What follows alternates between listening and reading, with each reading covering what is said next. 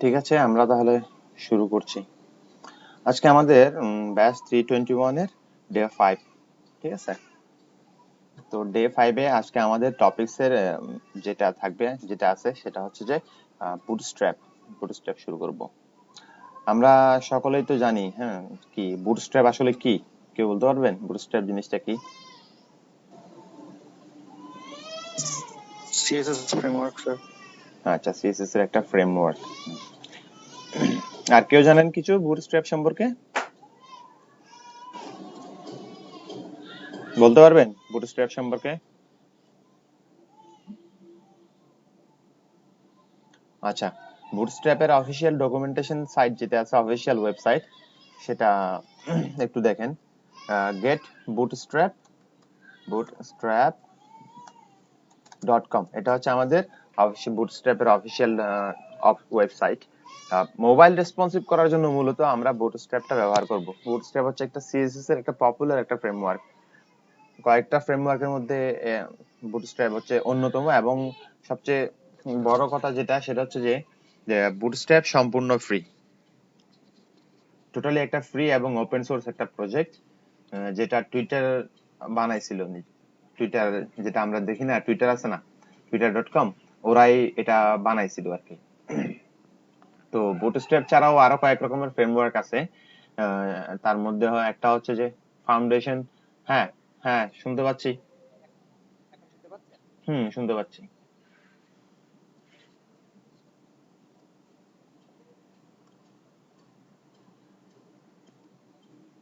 Sound sound বেড়ে বেড়ে আবার কমে যাচ্ছে।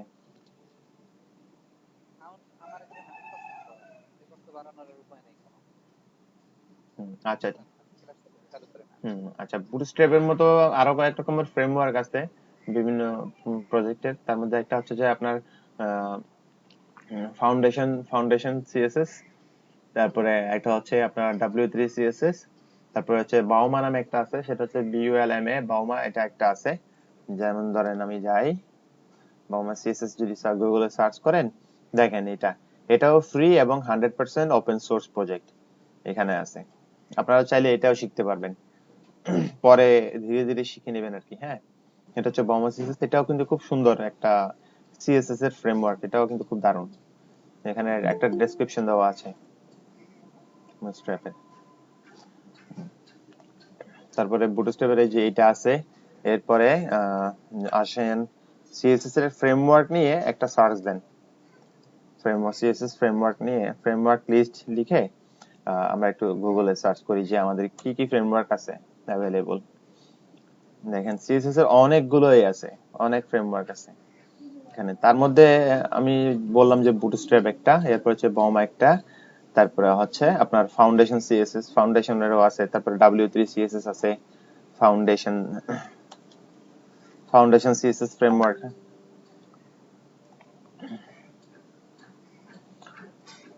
ফাউন্ডেশন, এই যে গেট ফাউন্ডেশন এখানে আছে, জাভ ফাউন্ডেশন আর কি,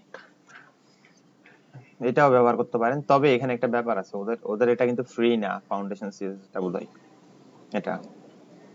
তারপর ম্যাটেরিয়াল ডিজাইনের একটা সিএসএস ফ্রেমওয়ার্ক আছে। ম্যাটেরিয়াল ডিজাইনের ওটা কিন্তু পেইড, পুরোপুরি একটা পেইড ফ্রেমওয়ার্ক। তো এই কয়টা ফ্রেমওয়ার্ক আছে। আপনারা প্রথমে বুটস্ট্র্যাপটা ক্লিয়ার করবেন, ক্লিয়ার করার পরে যে বমা এটা শিখতে পারেন, অথবা যে ফাউন্ডেশন যেটা আছে এটা শিখতে পারেন। এটা এটাও কিন্তু খুব সুন্দর একটা রেসপন্সিভ ফ্রেমওয়ার্ক, চাইলে ব্যবহার করতে পারবেন। একটা কোনো একটা জিনিস, মানে যে কোনো একটা ফ্রেমওয়ার্ক শেখার জন্য প্রথমে যে কাজটা করতে হবে সেটা হচ্ছে তাদের অফিসিয়াল ওয়েবসাইটে চলে যাবেন। অফিসিয়াল ওয়েবসাইটে গিয়ে ডকুমেন্টেশনটা পড়বেন। ওরা কিভাবে, মানে ওদের সিএসএস গুলা কিভাবে, ক্লাস গুলো ওরা কিভাবে ব্যবহার করছে সেগুলা।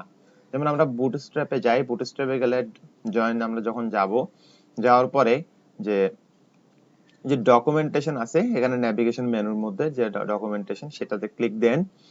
ক্লিক দিলাম, ক্লিক দেওয়ার পরে দেখেন ইন্ট্রোডাকশন বলছে ওরা ওরা কিভাবে ব্যবহার করতে হয় বুটস্ট্র্যাপ, সেটার কথা এখানে বলা আছে। তো বুটস্ট্র্যাপ আমরা কয়েকভাবে ব্যবহার করতে পারি। তার মধ্যে একটা হলো এখানে যে কুইক স্টার্ট নামে যে অপশনটা দেওয়া আছে, সেখানে খেয়াল করেন স্ট্যাক পাথের একটা বুটস্ট্র্যাপ সিডিএন দেওয়া আছে, মানে কন্টেন্ট ডেলিভারি নেটওয়ার্ক। এটা হচ্ছে সবচেয়ে ইজি পদ্ধতি, তবে এই পদ্ধতিতে একটা সমস্যা আছে, সেটা হচ্ছে আপনার কম্পিউটারে কোনো কারণে যদি নেট কানেকশনটা ডিসকানেক্টেড হয়ে যায়, তাহলে আবার সেই সিএসএস ফাইলগুলো খুঁজে পাবে না।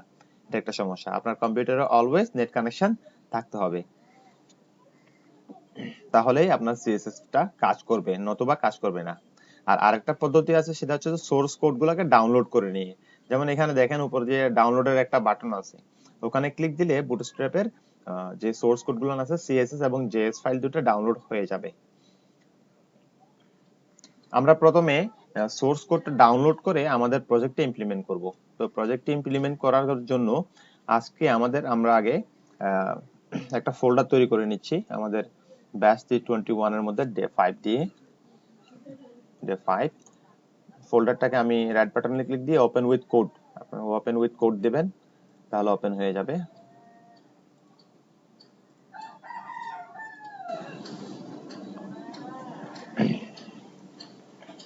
আচ্ছা, সবাই কি দেখতে পাচ্ছেন স্ক্রিন? হ্যালো? আচ্ছা, আমার কোড এডিটরটা ওপেন হলো। ওপেন হওয়ার পরে আমি এখানে প্রথমে একটা কাজ করি, সেটা হলো যে আমি এখানে একটা ফাইল নিব, index.html নামে একটা ফাইল নিচ্ছি প্রথমে। index.html একটা ফাইল নিয়ে নিলাম। এরপরে আমরা এই যে বুটস্ট্র্যাপের যে অফিসিয়াল ওয়েবসাইটটা আছে, অফিসিয়াল ওয়েবসাইটের মধ্যে এই যে ডাউনলোড বাটনটা আছে, ডাউনলোড বাটনটাতে ক্লিক করি। ডাউনলোড বাটনে ক্লিক করলে আমাকে ডাউনলোড পেজে নিয়ে যাবে রিডাইরেক্ট করে। এখানের মধ্য থেকে দেখেন, খেয়াল করেন, প্রথমে এখানে বলা আছে উপরে তো ডাউনলোড আছে, এরপরে দিয়ে নিচে দিয়ে লেখা আছে কম্পাইলড সিএসএস এবং জেএস। আচ্ছা, কম্পাইলড সিএসএস এবং জেএস মানেটা কি? কম্পাইলড সিএসএস এবং জেএস মানে হচ্ছে যে যেটা মিনিফাইড করা, এবং এটা এসসিএসএস থেকে কম্পাইল করে যেটা বানানো হয়েছে, সিএসএস ফাইল যেটা তৈরি হয়েছে, এটা হচ্ছে কম্পাইলড এবং মিনিফাইড। এখানে এই কম্পাইলড এবং সিএসএস, কম্পাইলড সিএসএস এবং জেএস এই দুটোর মধ্যে আপনার বুটস্ট্র্যাপের মিনিফাইড ভার্সনও আছে, আর এমনি নরমাল মিনিফাইড ভার্সন ছাড়াটা সেটাও আছে। তো এইখানে বুটস্ট্র্যাপ আমরা ইউজ করতে গেলে বুটস্ট্র্যাপের ক্ষেত্রে আমাকে আরো দুইটা ফাইল আমাকে এক্সট্রা ভাবে নিতে হবে, যেগুলা ওরা ওদের সোর্স ফাইলের সাথে দেয় নাই। তার মধ্যে একটা হচ্ছে jQuery আর একটা হচ্ছে popper.js। এই দুটো ফাইল আমাকে অ্যাড করে নিতে হবে, নতুবা বুটস্ট্র্যাপের যে যে ওরা জাভাস্ক্রিপ্টের যে প্লাগইনটা ব্যবহার করছে ওরা সেটা কাজ করবে না। অবশ্যই jQuery আপনাকে অ্যাড করে নিতে হবে আপনার প্রজেক্টের মধ্যে। আমরা প্রথমে ডাউনলোড বাটনে ক্লিক করে আমাদের প্রজেক্ট ফাইলগুলো একটু ডাউনলোড করে ফেলি। ডাউনলোড করতে হয়তো কিছুটা সময় লাগবে, নেটের সমস্যা আছে, না হয়নি। আচ্ছা, আমি এবার ওপেন ফোল্ডার না দিয়ে ডাইরেক্ট এখানে ডাবল ক্লিক করে আমি জিপ ফাইলটাকে ওপেন করে নিচ্ছি। স্যার, এই বুটস্ট্র্যাপ কি জেএস জেকুইরি সব একসাথে নিয়ে কাজ করে? হ্যাঁ, নিজে নিজে কাজ করতে পারে যে না? না, বুটস্ট্র্যাপ নিজে কাজ করতে পারে, ওদের নিজস্ব জেএস ফাইল প্লাগইন আছে, কিন্তু তারপরেও এই জেএস প্লাগইনটা ইউজ করতে হলে আপনাকে এই দুইটা জিনিস ব্যবহার করতে হবে। একটা হচ্ছে জেকুয়ারি প্লাগইনটা আপনাদের মানে লাইব্রেরিটা ব্যবহার করতে হবে, জাভাস্ক্রিপ্টের একটা লাইব্রেরি। আর একটা হচ্ছে যে proper.js, এটাও জাভাস্ক্রিপ্টের একটা লাইব্রেরি, ওটাও আপনাকে ব্যবহার করতে হবে। আর একটা কথা বলা হয় নাই যেটা, সেটা হচ্ছে যে বুটস্ট্র্যাপের কারেন্ট ভার্সন হচ্ছে আমাদের 4.5। আমরা কারেন্ট ভার্সন যেটা আছে বর্তমানে সেটাই নিয়েই কাজ করব। বুটস্ট্র্যাপ ইতিমধ্যে তাদের ভার্সন 5 আপডেট নিয়ে এসেছে, কিন্তু ব্যাপার হচ্ছে কি 5 ভার্সনটা, আলফা ভার্সনটা এখনো আলফা অবস্থায় আছে। এই আলফা ভার্সনটা আমরা এখন ইউজ করব না, কারণ ওটা ওরা টেস্টিং পর্যায়ে রাখছে, যার কারণে ওরা অফিসিয়ালি এখনো ডিক্লারেশন দেয় নাই। কিন্তু ওরা অলরেডি 5 করে ফেলছে, ভার্সন 5 চলে আসছে মার্কেটে বুটস্ট্র্যাপের। তো এটাতে আরো অনেক কিছুই আছে বুটস্ট্র্যাপ 5 এর মধ্যে থেকে, যেমন ধরেন 4 এর মধ্যে যে লিমিটেশন গুলো ছিল, তারপরে 5 এর মধ্যে এসে সেটা হয়তো আরো কমছে লিমিটেশন গুলা, কোনো বাগ থাকলে সেগুলো ফিক্স হইছে। এই বাই ডিফল্ট আপনি কোন এখান থেকে কোনো অপশন সিলেক্ট না করলে, সে যদি ডাউনলোড বাটনে ক্লিক দেন তাহলে সে বুটস্ট্র্যাপের 4.5.0 এই ভার্সনটা ডাউনলোড করে আপনাকে দিয়ে দিবে। আচ্ছা, আমাদের জিপ ফাইলটা ওপেন করলাম। জিপ ফাইলটা ওপেন করার পরে আমরা আমাদের প্রজেক্টের রুট ফোল্ডারে যাই। প্রজেক্টের রুট ফোল্ডারে গিয়ে আমি এখানে একটা ফোল্ডার নিচ্ছি, যার যেটা আমি নাম দেব অ্যাসেটস। অ্যাসেটস নাম দিলাম। এই যে অ্যাসেটস ফোল্ডারটা ওপেন করব। ওপেন করার পরে এই যে এখানে যে বুটস্ট্র্যাপের এখানে যে ফাইলটা দেখতে পাচ্ছেন, বুটস্ট্র্যাপ হাইপেন 4.5.0 হাইপেন ডিস্ট মানে ডিস্ট্রিবিউশন ফাইল, যে এইটাকে ড্র্যাগ করে আমার রুট ফোল্ডারে মানে অ্যাসেটস ফোল্ডারের ভিতরে আমি টেনে ড্র্যাগ করে ড্রপ করে দিব। ড্রপ করে দিলে দেখবেন যে এক্সট্রাক্টেড অবস্থায় আমার ফাইলটা চলে এসেছে, আমার সবগুলো ফাইল চলে আসছে। তো এই নামটাকে আমরা একটু রিনেম করে নিই আমাদের কাজের সুবিধার জন্য, একটু রিনেম করে নেওয়া আমাদের দরকার। তো আমরা একটু রিনেম করে নিচ্ছি। এখান থেকে ডিস্ট ফাইলটা ডিলিট করে দেবেন আর 4.5 রাখবেন, এরপরেটা আর রাখার দরকার নাই, এতটুকুতেই রাখেন। অথবা শুধুমাত্র আপনি চাইলে বুটস্ট্র্যাপ, শুধুমাত্র বুটস্ট্র্যাপ নাম রাখতে পারেন, কোনো সমস্যা নাই, তাও পারবেন। আপনি যে কোনো নাম রাখেন, কিন্তু যেন আপনি বুঝতে পারেন, এই হলো আসল কথা। বুটস্ট্র্যাপই রাখলাম ধরেন। তারপরে বুটস্ট্র্যাপ ফোল্ডারে ঢুকলাম। ঢোকার পরে খেয়াল করেন এখানে কি কি আছে। এখানে কয়েকটা জিনিস আছে যেগুলো আমাকে একটু বুঝে নিতে হবে। টাইলস করে দিচ্ছি। সিএসএস ফোল্ডারের ভিতরে প্রথমে ঢুকেন। সিএসএস ফোল্ডারে আপনি যখন ঢুকবেন তখন এখানে দেখবেন অনেকগুলো ফাইল আছে, অনেকগুলো মানে 12টা ফাইল আছে। 6টা হলো সিএসএস ফাইল আর 6টা হলো ম্যাপিং ফাইল। আপনারা ম্যাপিং ফাইলগুলো কখনো ডিলিট করবেন না। এই যে সিএসএস, যেমন প্রথমে দেখেন bootstrap.css, এটা হচ্ছে আপনার কি নন মিনিফাইড, নন মিনিফাইড একটা ভার্সন। এই ভার্সনটাতে কোনো প্রকারের মিনিফিকেশন নাই, যেমন মানে এটাকে মিনিমাইজ করা নাই। আমি ফাইলটা ওপেন করতেছি, দেখেন আমি যদি ওপেন উইথ দিয়ে ভিজুয়াল স্টুডিও কোড বা নোটপ্যাড দিয়ে ওপেন করি, এই যে দেখেন বুটস্ট্র্যাপের সিএসএস ফাইলটা, এটা বাই ডিফল্ট আমরা নরমাল সিএসএস ফাইল যেরকম দেখি ওই রকমই ফাইল, একটা ফাইল। এটার মধ্যে মিনিফিকেশন নাই, যেমন এখানে স্পেস আছে, তারপর এখানে স্পেস আছে, এরকম কোনো কিছুই নাই, এখানে স্পেস আছে। মিনিফিকেশন, মিনিফিকেশন হ্যাঁ বলেন। জিনিসটা একটু বলেন, বলেন স্যার, এই ব্যাপারে একটু বলেন স্যার। হ্যাঁ এটাতেই আসতেছি, যেমন এই যে এখানে দেখেন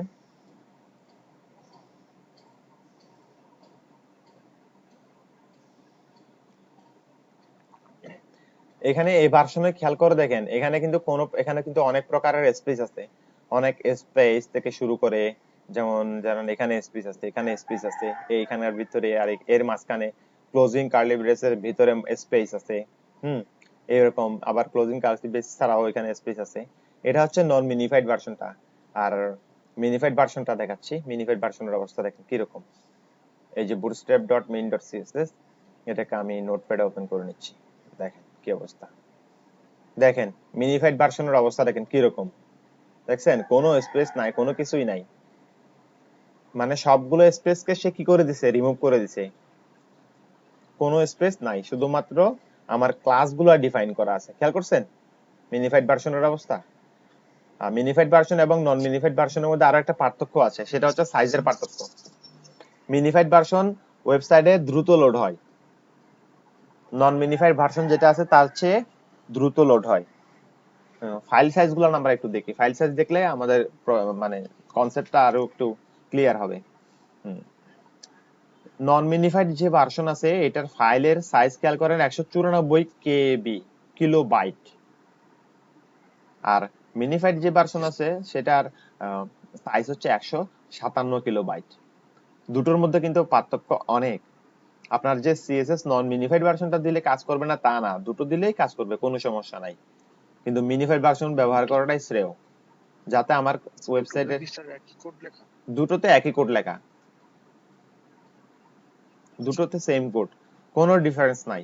এটাতে সিএসএস এর bootstrap.css এই ফাইলটার ভিতরে স্পেস আছে, আর bootstrap.main.css এটার মধ্যে কোনো প্রকারের স্পেস নাই। এই হলো পার্থক্য। স্পেসের পার্থক্যের কারণে দেখেন ফাইল সাইজের পার্থক্যটা হয়ে গেছে, অনেক পার্থক্য আসছে। একটা হচ্ছে নন মিনিফাইড যেটা, এটা হচ্ছে 194 কেবি আর এটা হচ্ছে 157 কেবি।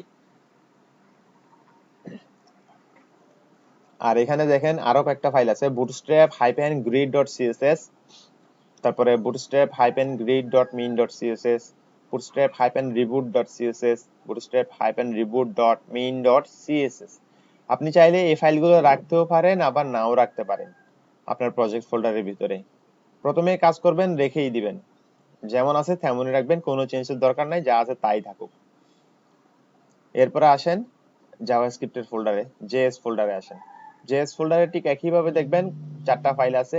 একটা হচ্ছে bootstrap.bundle.js, আরেকটা হচ্ছে bootstrap.js, আর একটা হলো bootstrap.main.js। একই কথা, মানে ওখানে যেরকম বলছি সিএসএস এর ক্ষেত্রে এখানেও ঠিক একই কথা। এখানে জেএস যেগুলো আছে নন মিনিফাইড ভার্সন, এগুলাতে স্পেস আছে, কিন্তু যেটা মিনিফাইড ভার্সন সেটাতে কোনো প্রকারের স্পেস নাই। এই হলো পার্থক্য। এখান থেকে আপনারা চাইলে যে হুম ম্যাপ ফাইলগুলো কি? ম্যাপ ফাইলটা আমি কখনো ওপেন করে দেখি নাই। ম্যাপ ফাইলটা আসলে আমাদের, সরি কি করে দিলাম, ও শেয়ারে দিয়ে দিলাম। ম্যাপ ফাইলটা আমি ওপেন করি নাই কখনো। ম্যাপ ফাইলটাকে দেখেন ওপেন করার কোনো অপশনই নেই।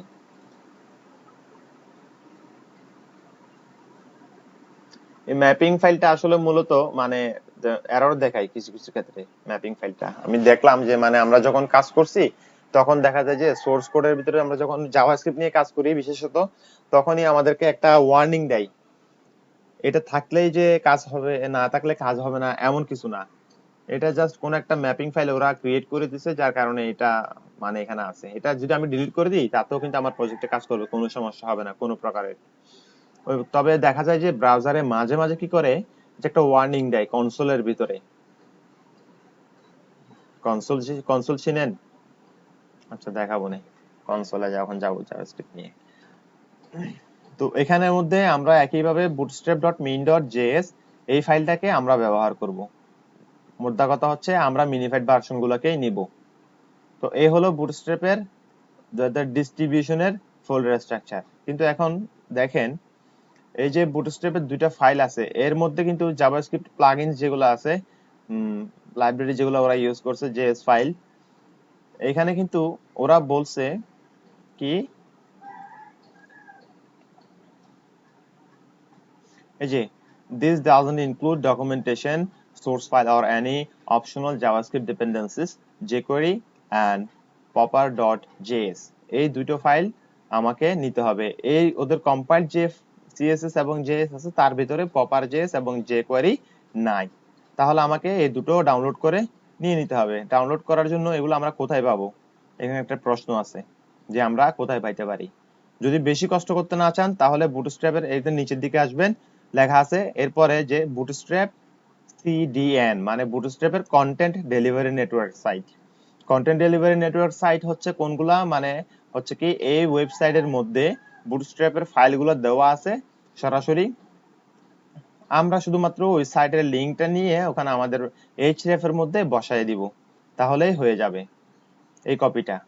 তো আমি যেহেতু popper.js লাগবে আর jQuery.min.js লাগবে, তো এই দুইটার জন্য আমি এভাবেই নিতে পারি, খুব সহজ পদ্ধতি।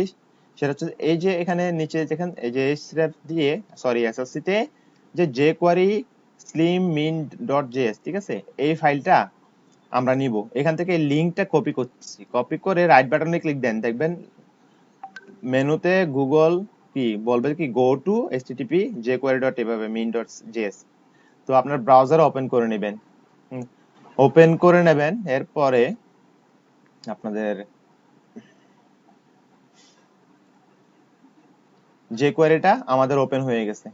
তারপরে আমরা একটা কাজ করি, সেটা হচ্ছে popper.min.js এই ফাইলটাকেও আমরা এখান থেকে ওপেন করে নিচ্ছি। ওপেন করে নিয়ে go to http jsdelivery.net npm এই ফাইলটাতে যাব। আচ্ছা, এবার আমরা এখন কিছুই করতে হবে না, সেটা হলো জাস্ট কন্ট্রোল কিবোর্ড থেকে কন্ট্রোল এস প্রেস করেন। কন্ট্রোল এস প্রেস করলে অটোমেটিক্যালি আপনার জন্য একটা কি আসবে, চলে আসবে বুটস্ট্র্যাপের মধ্যে যে সেভ হয়েছে কিনা। কই আছি, এটা বুটস্ট্র্যাপ কত, আপনার কোন প্রজেক্ট, হ্যাঁ 321 যেতে হবে আমাকে। অ্যাসেটস এর ভিতরে গেলাম, অ্যাসেটস এর ভিতরে গিয়ে আমরা এই যে এখানে রাখতে পারি, বুটস্ট্র্যাপ ফোল্ডারের ভিতরেও রাখতে পারি আবার বাইরেও রাখতে পারি। আমি এক কাজ করি, এটাকে বুটস্ট্র্যাপ ফোল্ডারের বাইরে রাখি। বাইরে রেখে জাস্ট শুধু সেভ বাটনে ক্লিক করে ফাইলটা সেভ করে নিব। দেখেন ফাইলটা সেভ হয়ে গেছে। এটা গেল প্রপার। তারপর হচ্ছে যে jQuery, এটাও ঠিক একইভাবে কন্ট্রোল এস দিয়ে সেভ করেন, সেভ অপশন আসবে, সেভ এজ অপশন আসলে এখান থেকে আমি জাস্ট শুধুমাত্র ফাইলটা আমার লোকেশনটা দেখাই দিব। আমার ক্ষেত্রে হচ্ছে batch 321 day 5 assets folder. Assets ফোল্ডারের ভিতরে আমি আমার এই ফাইলটা রাখবো। আমি এখানে সেভ করছি। তাহলে আমার jQuery এবং jQuery এবং popper.js টা অ্যাড হয়ে গেল। এবার আমরা আমাদের প্রজেক্টের মধ্যে এগুলাকে ইমপ্লিমেন্ট করব।